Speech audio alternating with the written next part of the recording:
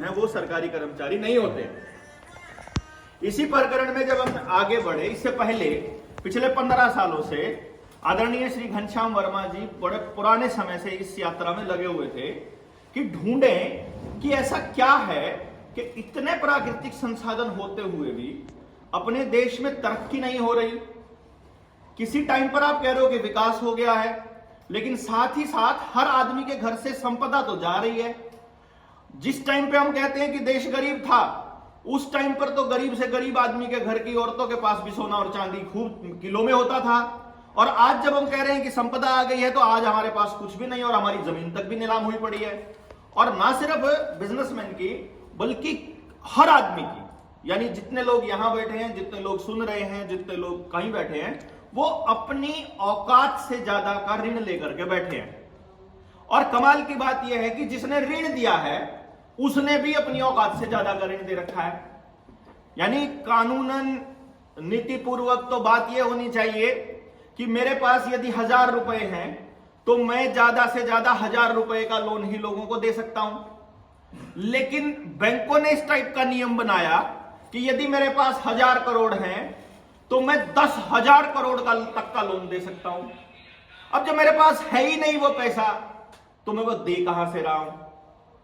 फिर दूसरी बात ये पता चली कि भाई ये किताब हमने लिखी है, इस किताब इसका नाम है रुपया मूल्य का मापक या शोषण का साधन। पिछले महीने 24 नवंबर को तालकटोरा स्टेडियम में इसका हमने अनावरण किया था। इस किताब में एक भी लाइन हमारे अपनी मनगढ़ंत नहीं है। इसमें लिखी प्रत्येक लाइन या तो आरबीआई ने हमको दिया लिख के, या हमें किसी बैंक ने लिख कर दिया, या पीएमओ ने लिख के दिया, या फाइनेंस मिनिस्ट्री ने लिख कर दिया। उसके बेसिस पर मैं ये बात बोल रहा हूं, जो भी मैं अब आगे बोल रहा हूं, और जो मैंने पहले बोली वो भी इसी बेसिस पर बोली कि सारे दस्तावेज हमें खुद या इन मंत्रालयों में बैठे लोगों ने दिए, जिनको हम सरकार कहते हैं। हमारे दिमाग में सवाल था कि हर व्यक्ति लोन में कैसे आता जा रहा है और धीरे धीरे प्रत्येक व्यक्ति की जमीन और मकान, दुकान नीलाम क्यों हो रहा है धीरे धीरे करके। पहले सोचा था कि यार वो दारू पीता होगा शायद इसलिए, कमाई नहीं करता होगा शायद इसलिए, या फिर वो बहुत ज्यादा मतलब उल्टे सुल्टे काम करने लग गया होगा तो शायद इसलिए कमा नहीं पा रहा, तो इसलिए लोन चुका नहीं पा रहा। लेकिन ओवर द टाइम हमने देखा कि नहीं, असल बात ये नहीं है। जो हमको दिया जा रहा है और जो हमसे लिया जा रहा है दोनों अलग अलग है। हम इस कंफ्यूजन में रह गए। बड़े बुजुर्ग कहा करते थे, दिए भाई 10 की पर्ची, दिए भाई 100 का नोट। अब हम उसको 100 रुपया मानने लग गए और हमारे बच्चे जो मोबाइल से डिजिट ट्रांसफर करते हैं उसको भी रुपया मानने लग गए, क्योंकि उनको लगता है कि 100 रुपया, 100 रुपए का नोट और 100 रुपए का डिजिट बराबर है। पर एक्चुअली जब आप इस किताब को पढ़ेंगे, तथ्य देखेंगे, तो आप देखेंगे कि वो डिजिट कुछ और है, ये नोट कुछ और है, और ये रुपया कुछ और है। सिक्का कुछ और रुपया कुछ और। इस पे हमने आरटीआई डाली, सवाल पूछे, दस्तावेज प्रमाण लेकर आए, पुणे की आरबीआई की पुणे की और दिल्ली की आर्काइव से दस्तावेज निकाल के लाए। वो रिसर्च पेपर लगा करके हमने उनकी कॉपीज इस किताब के अंदर लगाई है। हमने सरकार से एक सवाल पूछा कि हमारी जेब में पड़ा हुआ कोई भी नोट, जैसे फॉर एग्जांपल मैं एक एग्जांपल के तौर पे कह देता हूं, ये 500 रुपए का नोट है। हमने सरकार से पूछा ये 500 रुपए का नोट असली है या नकली है, ये कौन सी चीज बताएगी? ऐसा क्या है जो इसको असली या नकली बताता है? पहले हमारे अंदर एक भ्रम था, जब हम छोटे थे वो बोलते थे इसमें ना एक सोने की तार होती है, वो जिसमें होती है वो असली होता है। फिर हमें बुजुर्गों ने बताया कि जिस पैसे, जितना सोना सरकार के पास होता है, आरबीआई के पास होता है, उतने ही नोट छाप सकते हैं। हमने बहुत कोशिश की कि कितने सोने के बदले कितने नोट छाप सकते हैं, ये आंकड़ा किसके पास मिलेगा? और क्या आरबीआई ने उतने ही नोट छापे हुए हैं जितना सोना उनके पास है, या उससे ज्यादा छापे हुए हैं? फिर इसी प्रकरण में जब आगे आए, एक दिन की बात है, एक मऊ से एक लड़का है अजय, उसकी बात सुन के अचानक दिमाग का बल्ब जगा। उसने कहा मैं कोर्ट में गया, मैंने जज के सामने बोला कि ये जो बैंक वाला है इसने मेरे ऊपर दस्तखत करवाया उसके अंदर, एग्रीमेंट के अंदर, एग्रीमेंट में करवाया कि मैं तुम्हें 6 लाख रुपए का लोन दे रहा हूं, 6 लाख रुपए का लोन। बोला मैं एटीएम में गया, मैंने वहां से एटीएम में अपना कार्ड डाला, जो मेरे अकाउंट में जो पैसा आया, मैंने जब एटीएम में पैसा डाला, बोला ये नोट निकले। मैंने बोला ये तो रुपए नहीं है, इसमें तो लिखा है मैं धारक को 500 रुपए अदा करने का वचन देता हूं। तो बैंक का आदमी बोला कि इसी नोट के बदले तो सामान खरीदा होगा। अब क्योंकि उसने दस्तावेजी प्रमाण देखे हुए थे, उन्होंने नेताजी का आजाद हिंद रुपया भी देखा था, उसको भी जाना था, और भारत के रुपये के बारे में भी जाना था। ध्यान दीजिएगा, क्योंकि आपके साथ भी वो लूट हो रही है, आपके परिवार के साथ भी हो रही है, और आपके बच्चों के साथ ये लूट जारी रहेगी अगर आपने ये बात नहीं उठाई तो। देश के अंदर 2 तरह के नोट चल रहे हैं, गौर से देखिएगा। ये 1 रुपए का नोट है, इस 1 रुपए के नोट के ऊपर लिखा है भारत सरकार, गवर्नमेंट ऑफ इंडिया। ये भारत सरकार का नोट है, इसको करेंसी नोट बोलते हैं। लेकिन ये जो नोट है 500 रुपए का, या ये नोट है 2 रुपए का, ये भारत सरकार का नोट नहीं है, इस पे लिखा है भारतीय रिजर्व बैंक, यानी ये भारतीय रिजर्व बैंक का रुपया है। अब हमारे सामने सवाल आया कि इनमें से असली रुपया कौन सा है भाई? ये 1 रुपए का है लोहे का सिक्का, एक टॉफी आती है इसके बदले में। ये 1 रुपए का है नोट, ये 1 रुपए का है सिक्का चांदी का, जिसमें 90% चांदी है, ये 1862 का, 92 का। ये 1 रुपए का सिक्का है जिसमें 50% चांदी है, ये 1912 का है। चारों के ऊपर लिखा है 1 रुपया इंडिया, 1 रुपी इंडिया। हम बैंक में चले गए, बैंक में बोला हमने ये पैसे जमा करने हैं, बताओ कितने रुपए में लोगे?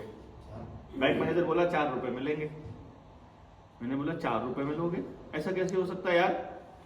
ये जो 1 रुपए का सिक्का है, इस 1 रुपए के सिक्के में ऐसे ऐसे 1000 सिक्के आते हैं, और तुम इसकी वैल्यू बराबर रख रहे हो। तो या तो इसकी परचेजिंग पावर इसके बराबर होनी चाहिए, या इसकी परचेजिंग पावर इसके बराबर होनी चाहिए। तो उसने बोला ये तो चांदी का है। मैंने बोला तो जो वैल्यू है ये चांदी की है। बोला हाँ, तो क्या तुमको नहीं मालूम है, बैंक को नहीं मालूम है कि ये चांदी है? तो उस हिसाब से ले लो, चांदी के हिसाब से। हम नहीं ले सकते। बोले क्यों?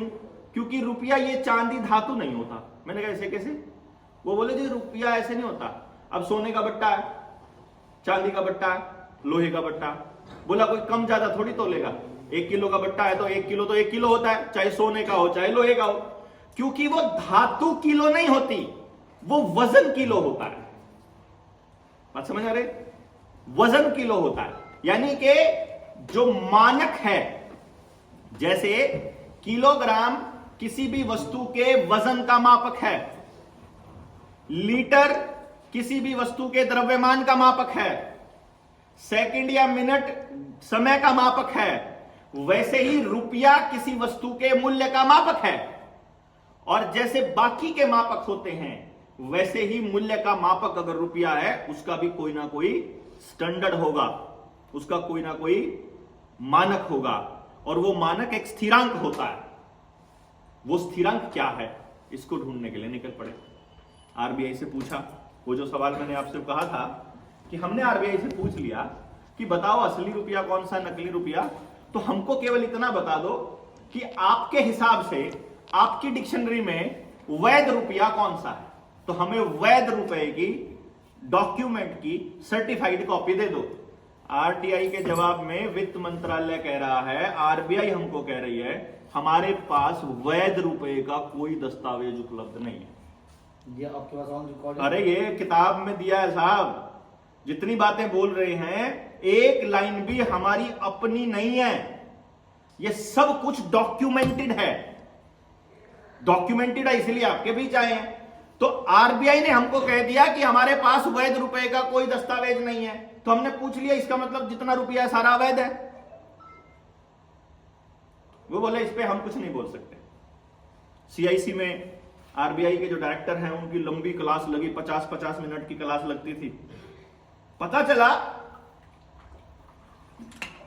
आप सब लोगों को अगर लीगल चीजें मालूम होंगी ऑब्वियसली,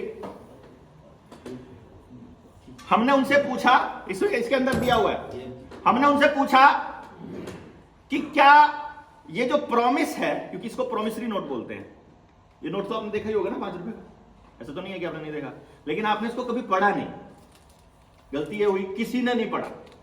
1968 में जब गवर्नर, मैंने एक वीडियो बनाई थी अभी कि जब भी गवर्नर बदला जाता है, जो कि अभी मल्होत्रा लाया गया ना, इसका मतलब बड़ा खेल होने वाला है आपको।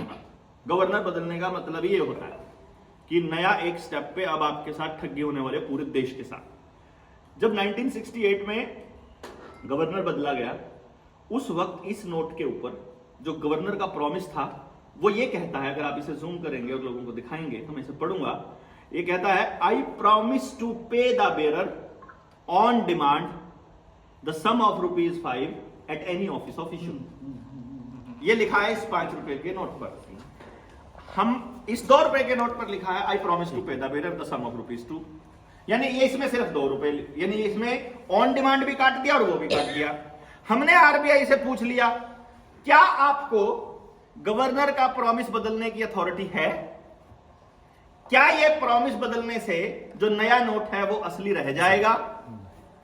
क्या इस नोट के बदले हमें हमारा रुपया मिलेगा? क्योंकि इस पे लिखा ना, मैं धारक को 500 रुपए अदा करने का वचन देता हूं। तो 500 रुपए कौन देगा? जिसके साइन है। साइन किसके हैं? गवर्नर के। तो आरबीआई के गवर्नर को यदि ये नोट देकर पूछा जाए तो उससे पूछेंगे कि भाई तुम क्या दोगे हमको? वो 500 रुपए क्या है?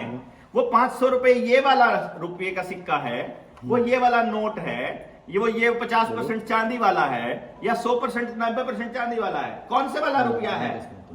पता चलता है इनमें से कोई भी असल रुपया नहीं है। ये सारे रुपये के रिप्रेजेंटेटिव हैं। असल रुपया मानक होता है, जैसे किलो का जो मानक है वो वजन है 1000 ग्राम, वैसे ही रुपए का जो मानक है वो जब हम निकाल के लाए तो हमें मिला 15 रुपया बराबर 1 मोहर। पेपर करेंसी एक्ट 1882, उससे पहले इसमें 75 में इसमें चेंज कर दिया गया। पहले ये था 10 रुपए बराबर 1 मोहर, और इसको बदलकर 15 रुपए बराबर 1 मोहर कर दिया गया। 15 रुपया 1 मोहर, मोहर का मतलब है 11 ग्राम 664 मिलीग्राम शुद्ध सोना।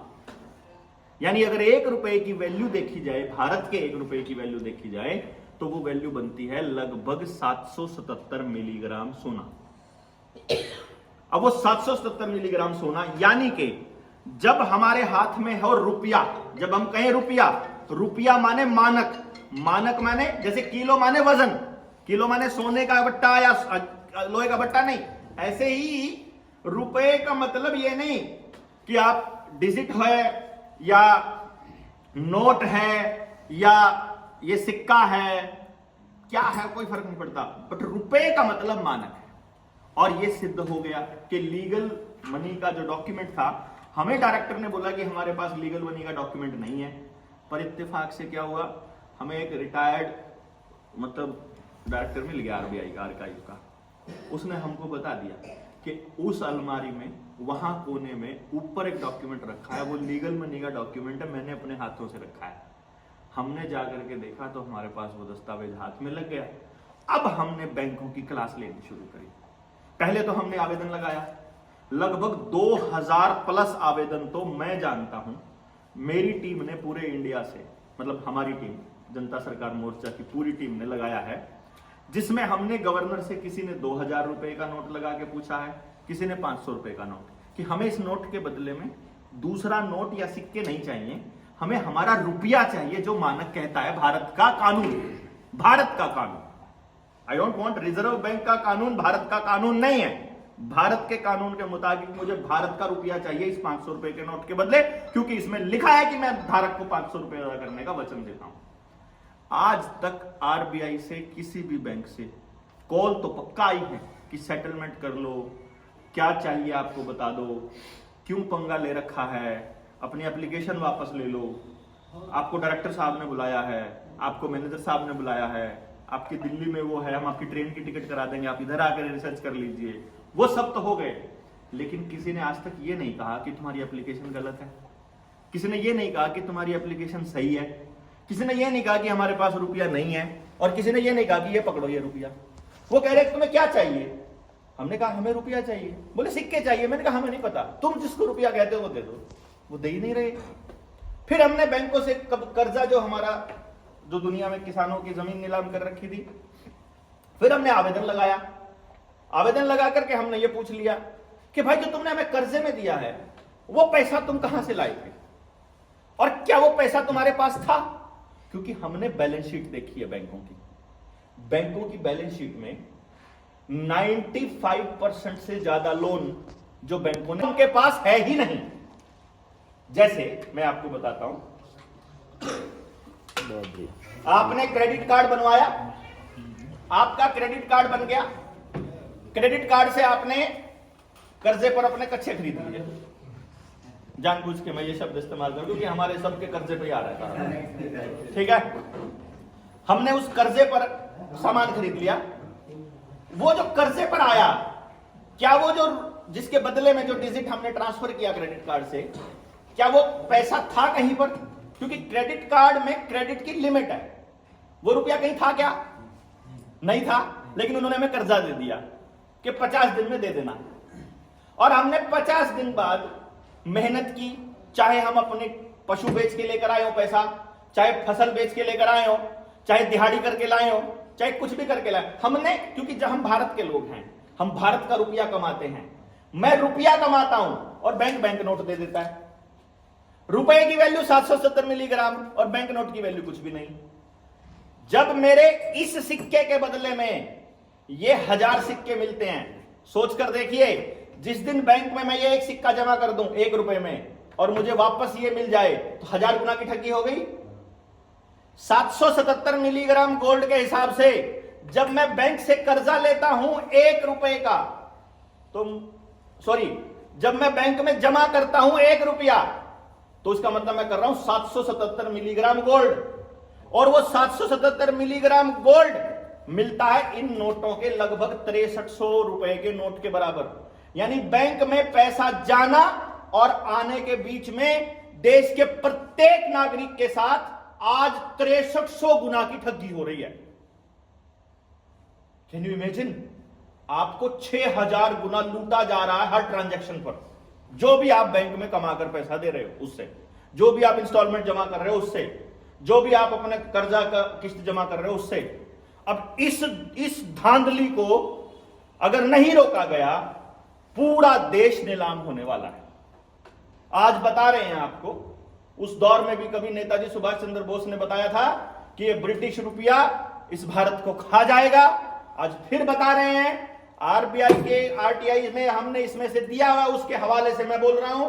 हम उनसे यह पूछ रहे हैं कि जो तुम्हारे पास गोल्ड हम जमा करते हैं आरबीआई में, वो गोल्ड तुम कहां जमा करते हो? तो इसमें वो कह रहे हैं हम सिक्योरिटी रीजन से इंग्लैंड के बैंक ऑफ सेटलमेंट में जमा करते हैं। ये इंग्लैंड के बैंक ऑफ सेटलमेंट से चल रहा है सब कुछ। इसका मतलब आज भी हम लोग आजाद नहीं हुए, क्योंकि देश की सॉवरेनिटी उसके रुपए में है। अगर देश का रुपया सॉवरेन नहीं है, समझ रहे ना, तो देश सॉवरेन नहीं है। अगर हमारा रुपया ही कंट्रोल में है आरबीआई के, और आरबीआई प्राइवेट है, तो भाई फिर क्या है हमारे पास? कुछ भी नहीं। और आपके रुपए, आपके नोट के बदले आपको रुपया भी नहीं दिया जा रहा है। आपने कर्जा दिया, हमने बैंकों से आवेदन लगा दिए, हजार आवेदन लगा दिए। हमने बैंक से सिर्फ इतना पूछा कि भाई जो तुमने हमें कर्जा दिया था वो तुमने हमें कहां से दिया था, ये बता दो। बैलेंस शीट तो होगी ना तुम्हारे पास, भी कहीं होगा, उसी में से दिया होगा। और जब दिया था तो तुम्हारी वैल्यू कम हुई होगी वहां से, तो हमें सिर्फ वो दिखा दो, और सिर्फ हमें लिखित में ये बता दो कि वो जो रुपया आपने हमको दिया है वो असली है कि नकली है। बस, हमें ज्यादा कुछ नहीं। देखो, मान लीजिए मैं पूछ रहा हूं ललित भाई से, मैं पूछूं कि ललित भाई लिख करके दे दो आपका नाम ललित कुमार है, इनको क्या दिक्कत है लिख के देने में? है ललित कुमार है तो ललित कुमार बता देंगे कि मैं ललित कुमार हूं, और लिख के देने में दिक्कत नहीं। तो आरबीआई अगर हमको रुपया वैध दे रही है तो फिर लिख कर देने में क्या दिक्कत है कि रुपया वैध है कि अवैध है? अवैध है तो जेल जाओगे, और वैध है तो हमको बताओ, हमारे वैध रुपए के बदले में हमारा रुपया दे दो। ये खेल है जी। इस खेल में हमने एसडीएम को, एसएचओ को, एसपी को, आईजी को, डीसी को, एडीसी को, लोकल जितनी अथॉरिटीज हैं, बैंक मैनेजर्स हैं, सबको और आरबीआई को, सबको हम चिट्ठी डालते हैं कि हमारा डिस्प्यूट है, दस्तावेजी प्रमाणों के आधार पर हमारा डिस्प्यूट है। विधिवत रूप से कानून यह कहता है कि यदि कोई डिस्प्यूट है, जब तक उसका निपटारा नहीं हो जाता, आपके मकान की नीलामी नहीं होनी चाहिए। गलत तो नहीं कह रहा हूं? आप उसका निपटारा कर दो और मकान की नीलामी कर लो। तो हम आपके माध्यम से पूरे मध्य प्रदेश के जितने भी कलेक्टर्स हैं या जो प्रशासन में जो भी लोग बैठे हैं, उन तक अपना संदेश पहुंचाना चाहते हैं कि हमारे आवेदनों का जवाब बैंकों से दिलवा दीजिए, और जो आदमी पैसा नहीं दे पा रहा है उस आदमी के आवेदन का जवाब दे दो, उनका पैसा हम भरेंगे। मतलब उनका पैसा हम भरेंगे, क्योंकि वो कर्जे में है, वो इसके जाल में फंस गया है, उसको नहीं मालूम था, अब उसको मालूम पड़ गया, उसने आवेदन लगा दिया कि मेरे साथ ठगी हुई है। बैंक लिख करके दे दे कि ठगी नहीं हुई है, वो लिख के देता है। आप तो उलझुल बात कर रहे हो। अरे मैं उलझुल बात, तुम लिखो कि मेरी लाइन कहां गलत है, क्योंकि तुम्हारे ही बाप का लिखा हुआ दस्तावेज हमारे पास पड़ा है आरबीआई का। तो हमारे पास सब कुछ दस्तावेजी प्रमाण के साथ है, लेकिन प्रशासन में बैठे पुलिस वाले को पता नहीं बैंक वाले क्या घूटी पिलाते हैं। वो लठ लेके खड़ा हो जाता है, हम खाकी वर्दी देखकर डर जाते हैं। एसडीएम को पता नहीं तहसीलदार को क्या देते हैं कि वो कुड़की के आदेश जारी कर देता है।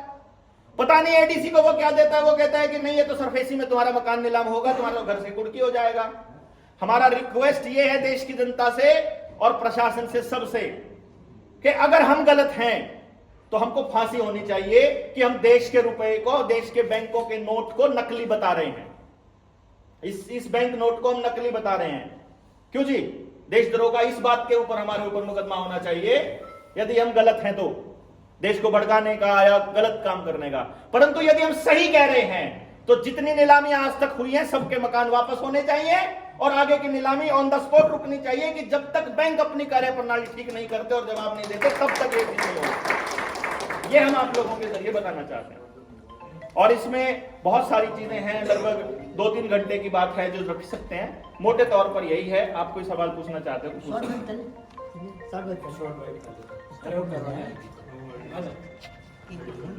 तो ये किसी लोकल चैनल पे भी आप चला सकते हैं। हाँ, हमारा लोकल ही है पूरा। नहीं मतलब पूरी लाइन। हाँ।